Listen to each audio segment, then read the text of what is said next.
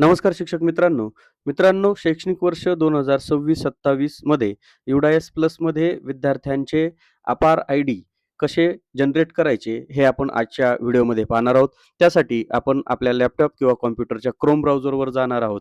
आपण हे काम मोबाईलवर करणार असाल तर मोबाईलच्या क्रोम ब्राउझरवर जाऊन 3 टिंबांना क्लिक करून डेस्कटॉप साइट निवडा. व्हिडिओमध्ये जशा स्टेप दिलेल्या आहेत त्याप्रमाणे प्रोसिजर केल्यानंतर आपलं अपार आय-डी जनरेशनचं काम पूर्ण होऊ शकेल.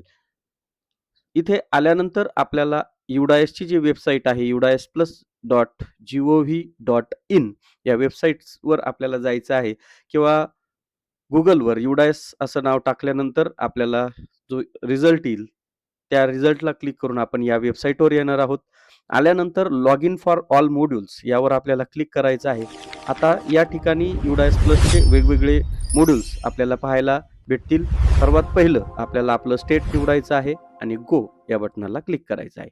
क्लिक केल्यानंतर आपल्याला UDAS प्लसचे वेगवेगळे मॉड्यूल्स या ठिकाणी पाहायला भेटतील आणि या ठिकाणी एक कॉमन लॉग इन देखील आपल्याला या ठिकाणी दिलेलं आहे. तर आपण कॉमन लॉग इननं लॉग इन करूयात. UDAS प्लसचं कॉमन लॉग इनला क्लिक करूयात. क्लिक केल्यानंतर या ठिकाणी तुमचा जो काही युजर आयडी आणि पासवर्ड जो असेल, तो युजर आयडी आणि पासवर्ड टाकायचा आहे आणि जो कॉमन लॉग इनसाठी किंवा प्रत्येक लॉग इनसाठी आपण जो काही युजर आयडी पासवर्ड तो एकच असतो. त्यामुळे त्याला वेगळा असा युजर आयडी आणि पासवर्ड नाहीये. जे काही युजर आयडी आणि पासवर्ड आहे तो त्या ठिकाणी तुम्हाला टाकायचा आहे आणि खाली दिलेला कॅप्चा टाकून तुम्हाला लॉग इन करून घ्यायचं आहे. कॅप्चा सुद्धा अचूक टाकायचा आहे. त्यामधील अक्षरं आपल्याला कॅपिटल लेटर्स आहेत की स्मॉल लेटर्स आहेत ओळखून आपण त्याला लॉग इन करून घेणार आहोत. लॉग इन होण्यासाठी थोडासा वेळ जाऊ शकेल आपल्या नेटवर्कच्या स्पीडनुसार. अशा पद्धतीनं आपलं UDAS प्लसचं कॉमन लॉग इन या ठिकाणी झालेलं आहे आणि आपल्याला असे 4 टॅब या ठिकाणी दिसतात, ज्यामध्ये स्कूल डिरेक्टरी युजर्स आहे, स्कूल प्रोफाइल अँड फॅसिलिटी आहे, टीचर मॉड्यूल आहे आणि स्टुडंट मॉड्यूल आहे. आता सध्या आपल्याला स्टुडंट मॉड्यूलवर काम करायचं आहे. त्यामुळे आपण चौथा जो ऑप्शन आहे स्टुडंट मॉड्यूल यामध्ये क्लिक करतो या गो बटनाला. त्यानंतर एक नवीन पेज, एक नवीन विंडो आपल्यासमोर उपलब्ध होईल आणि ज्यामध्ये 2026-27 करंट अकॅडमिक इयर असं दिसेल. यावर आपण क्लिक करूयात. क्लिक केल्यानंतर युअर स्कूल ट्रान्झिशनल टू 2026-27 असं दिसेल. ज्यामध्ये अपार डिटेल पाहायला भेटेल 25-26 ची आणि MBU status not progress student या ठिकाणी पाहायला भेटतील. याला क्लोज करूयात. क्लोज केल्यानंतर आपल्या शाळेची इन्फॉर्मेशन येईल ती पाहून घ्या. हिलाही क्लोज करा.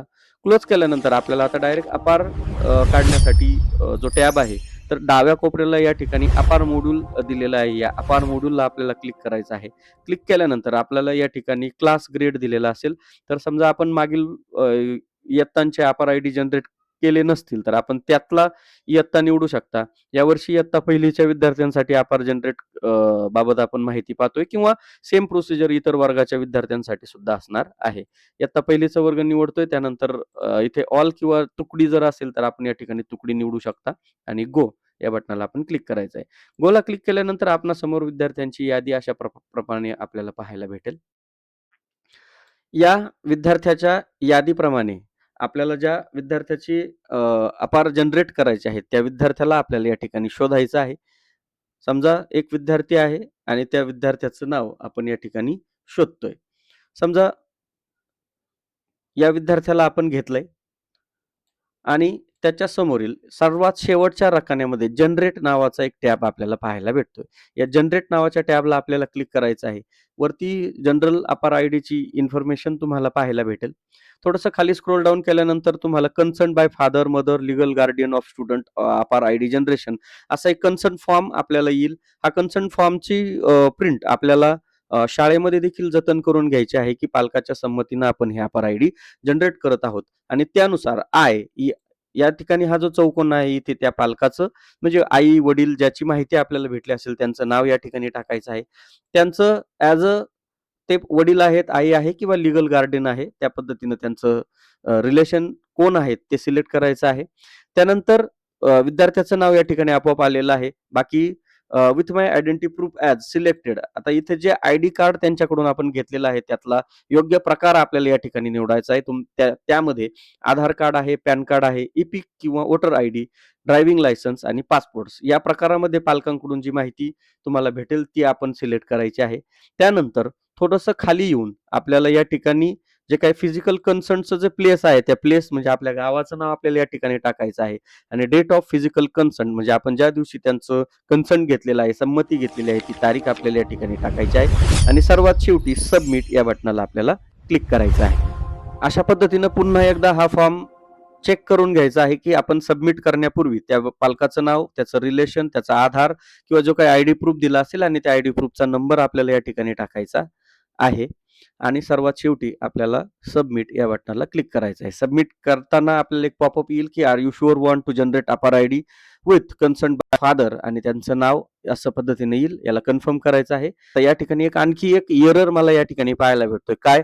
Student name in the school record should be match as per the Aadhaar card. आता हा एरर सुद्धा आपल्याला दूर करावा लागणार आहे. कारण जर विद्यार्थ्याचं नाव आणि त्याच्या आधारवरील नाव हे जर याच्यामध्ये जर तफावत असेल तर आपल्याला ते दुरुस्त करून घ्यावं लागणार आहे आणि त्यासाठी आपल्याला एक सुविधा या ठिकाणी दिलेली आहे. आता मी याच व्हिडिओमध्ये तुम्हाला हे नाव कसं बदलायचं त्याची माहिती देतोय. आता समजा या विद्यार्थ्याचा अपार आयडी जनरेट होत नाही, तर त्यासाठी आपल्याला त्याचा पेन नंबर आपण या ठिकाणी कॉपी केलाय. कॉपी केल्यानंतर आपल्याला या स्टुडंट नेम अपडेटवर यायचं आहे आणि इथे त्याचा पेन नंबर पेस्ट करायचा आहे. गो करायचं आहे. गो केल्यानंतर आपल्याला त्या विद्यार्थ्याचं नाव या ठिकाणी पाहायला भेटेल आणि त्याचं जे नाव आहे, त्या नावामध्ये जी काही आधारप्रमाणे जी मिस्टेक आहे किंवा जी चूक झालेली आहे, ती आपल्याला या ठिकाणी लक्षात घ्यायची आहे. आधार कार्ड समोर ठेवायचं आहे आणि त्याच्या नावामध्ये एक अक्षर राहिलेलं आहे.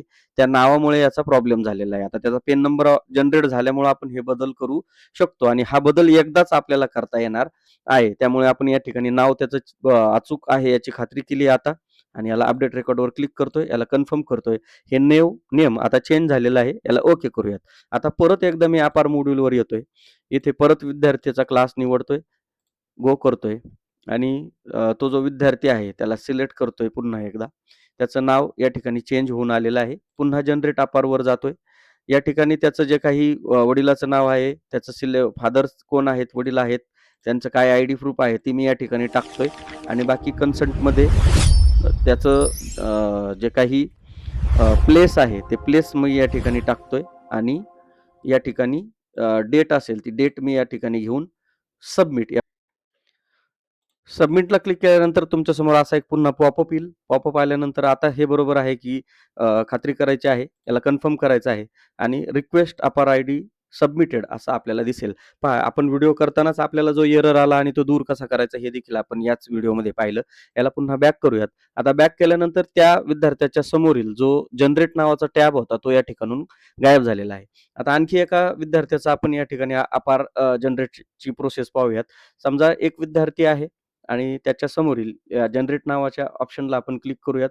त्याचं देखील या ठिकाणी पालकाचं नाव, त्यांचं जे काही आधार मिळालेलं असेल, ते कोण आहेत आणि या ठिकाणी त्यांचं नाव टाकून आपल्याला या ठिकाणी त्यांचं प्लेस, इथे डेट, जी काही कन्सर्न डेट असेल ती टाकायची आहे आणि सबमिट या बटनाला क्लिक केल्यानंतर आपल्यासमोर असा एक पॉपअप येईल. याला कन्फर्म करा. कन्फर्म केल्यानंतर अपार रिक्वेस्ट सबमिटेड सक्सेसफुल असं येईल. अशा पद्धतीनं एका विद्यार्थ्याची अपार आयडीची रिक्वेस्ट आपण या ठिकाणी घेऊ शकता आणि त्याच्यामध्ये जर काही दुरुस्ती असेल आपल्याकडनं एनरोल करताना जर नावामध्ये काही मिस्टेक झाली असेल, तर ही स्टुडंट नेम अपडेट चेंजमधून सुद्धा रिक्वेस्ट लगेच ती दुरुस्त करता येते.